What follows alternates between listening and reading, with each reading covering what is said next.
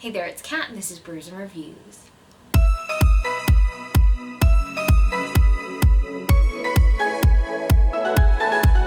Recently I was watching Becca from Becca in the Books, and she did this video called 30 Books to Read Before I Turn 30. And it reminded me that 30 is coming for me. So I'm currently 28 and I turned 30 in November 2022. So, you know, it's kind of the perfect time to start this challenge. So I reached out to Becca and asked her if it was okay if I did this as well, and she said it was okay, so we're all good to go, and I'm going to tell you guys the 30 books that I want to read before I'm 30. As if I needed to add more books to this imaginary brain TBR thing that I keep building on top of. Yeah, so let's go! So the first books on my list are The Well of Ascension and The Hero of Ages by Brandon Sanderson. This is the second and the third Mistborn books, and they are chunky boys. So I'm going to read them. It's going to be fun. Obviously I can't give you a plot synopsis for this because this is book 2 and 3, and I don't want to spoil anything that happened in the first one. So, fantasy world with a really cool magic system that involves metals. Yeah. Next up we have, I think, the thickest book that I own, and that is The Stand by Stephen King. Yeah, I think this is a post-apocalyptic thriller type thing. I really don't know very much about this, but look at it, it exists. I feel like if I can get through this before I'm 30, then that is an accomplishment. Also, it's too big to be put on any other TBR ever, so it's going on this really long one. Maybe it'll make me read it. Next we have another chunky book. I swear this entire TBR is not just full of chunky, huge books, but just some of them. Some of them are, and I think it's because I need to be pushed to read these things, and I think if I give myself this longer deadline for it, then I may actually read them. So, Midnight Sun by Stephanie Meyer. You all know what it's about. I don't want to talk about it. I just would like to read it, so shame. Next up we have Turn of the Key by Ruth Ware. This is a horror thriller that I've heard really good things about. Honestly, I've kind of blocked most of it out of my head, which is what I like, because then I go into it with like very few expectations, and hopefully it will surprise me and I'll really enjoy it, so putting this one on the list. Then we have A House of Salt and Sorrows by Emily A. Craig. This is one I'm like a little bit scared to read, and I keep putting it off because I am a little bit scared to read it, and that's mostly because I've heard it compared to Labyrinth, which is one of my all-time favourite films. I think it's something to do with a group of sisters and they keep dying, and every time one of them dies they have to stay in the house for a certain amount of time, but then they keep dying so they just end up staying in the house all the time, and it sounds interesting. Maybe this will make me actually pick it up because I'm scared. I don't want to not like it. I had this experience where I read Winter Song and was told it was like Labyrinth, but I hated it. Hopefully this will not disappoint me in the same way that Winter Song did. Then we have an entire 4-book series, because I hate myself apparently. It is Unwind, Unholy, Unsouled, and Undivided, the Unwind Quartet. I think it's 4 books. This box set is 4 books, so that's what I'm going to read because I own it. And these are by Neil Shusterman. So the premise of this one is that up until the age of 16, you're not really counted as a person and you can be unwound. So if you're like a delinquent or something, then your parents can be like, oh no, unwind them. They're not suitable. Or some people can be born to be unwound as like organ donors and things like that. So it sounded really interesting to me. I have just finished the Scythe trilogy, so now I feel like I can actually read this series. I'm interested. I want to see what it's like. Next up we have another series, and that is Stormglass, Seaglass, and Spyglass. It's a trilogy within the wider series of Maria B. Schneider's work, and I just want to read it. You may recently have heard me talking about this series and how I've heard that the main person in this book is not a very nice person and very annoying, and I am so intrigued. I want to see if I hate it, because it'll be fun to rant about, and if I don't hate it, then, well, I'll just enjoy the book, so win-win.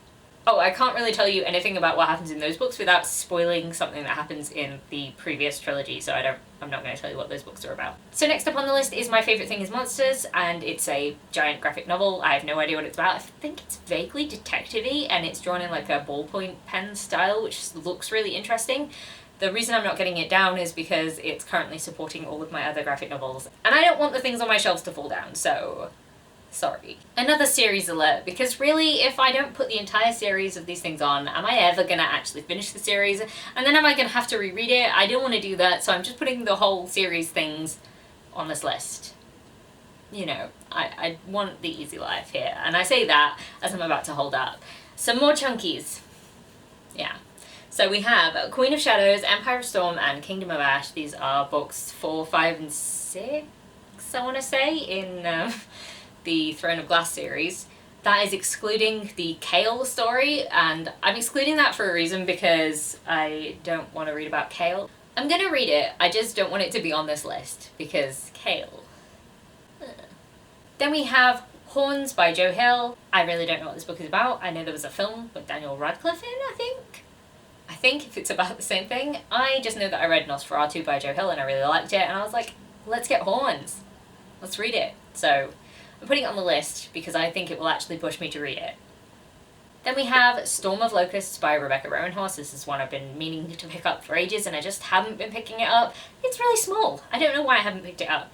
It is the sequel to Trail of Lightning and I really enjoyed that by the end of it. Like, I thought the start was quite slow, but then once I got into it I really enjoyed it and I keep thinking about it and I really need to pick this up. It's about a world that has been decimated by a giant flood. Most of it's underwater and only certain bits of land are still above water. There were Native American gods and it was just really interesting, so I really want to read this one. Next up we have Blood Standard by Laird Barron, and this is a thriller that turns into a horror, I believe. I'm very intrigued. I've heard really good things about it. I don't know why it's so thin though. Like, it's like smushier than regular books. What are words? I don't know. Anyway, it's like dainty.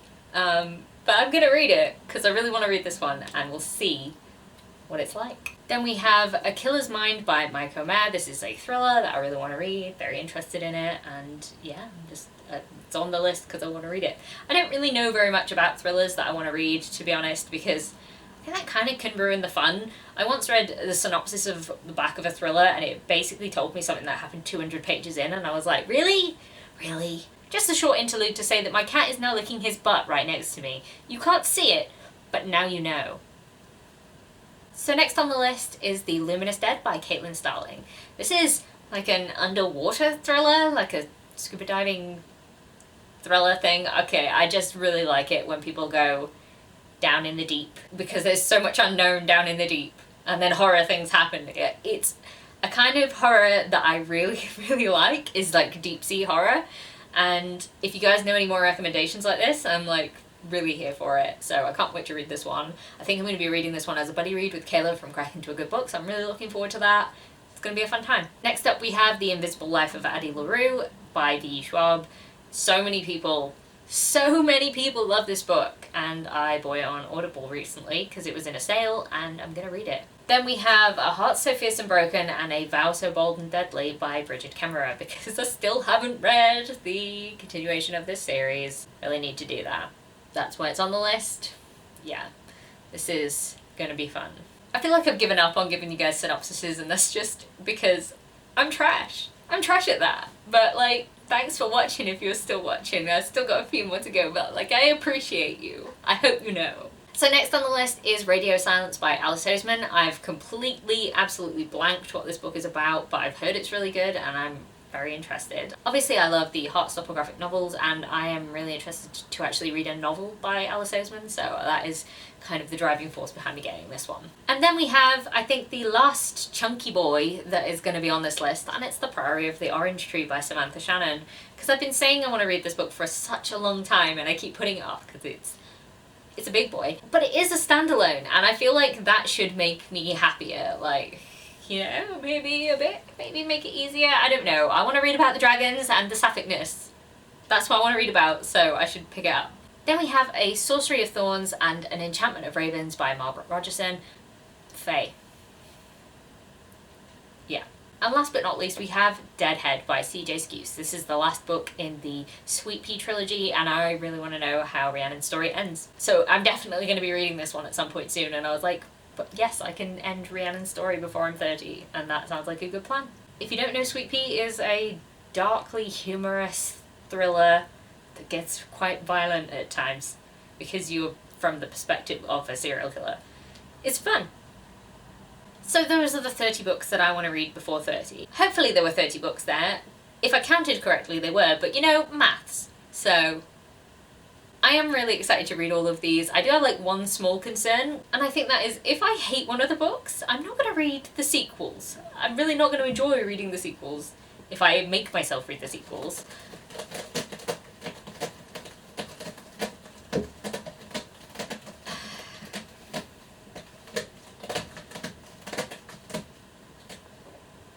Are you done? Yeah? You're done. Okay, good. So anyway, I will have to replace them if they don't work like that, but hopefully I won't have to do that and I will enjoy all of the books. That would be great. I would love that. It would be awesome.